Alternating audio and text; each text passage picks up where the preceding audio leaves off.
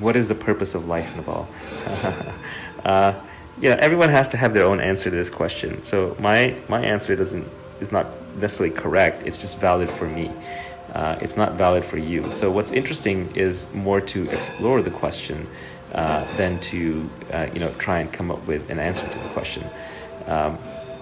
Kapil Gupta and I have talked quite a bit about this, and the conclusion that I've sort of come to for myself is, I'm not answering your question directly, I'm answering a little indirectly, is when I try to think about what I want to do these days with my life, and I'll be the first to admit that I have a luxury that the rest of you don't, or many of you don't, which is I have money.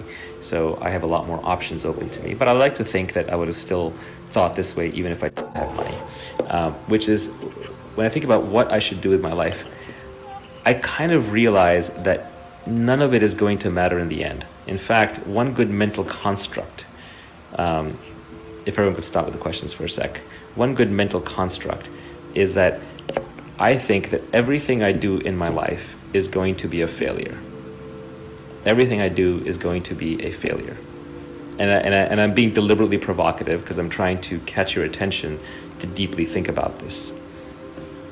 The reason everything I do is going to be a failure is, one is on the material level, on the physical level, I'm going to die. And when I die, I won't care. I've been under general anesthesia. There was life before, what was life like before I was born? I just didn't care. In those situations, you don't care. So when you die, you don't care about anything anymore. So in that sense, everything you've accomplished, you don't take anything with you. It's a failure.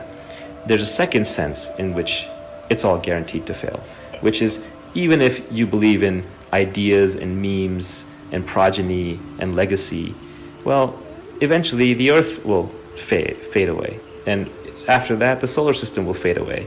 And after that, the galaxy will fade away. And then the universe will end. So nothing is forever. Nothing is permanent. So everything goes to zero eventually. So there's that sense of failure.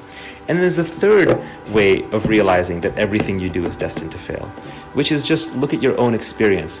Every time you do anything and you succeed, you're really happy about it.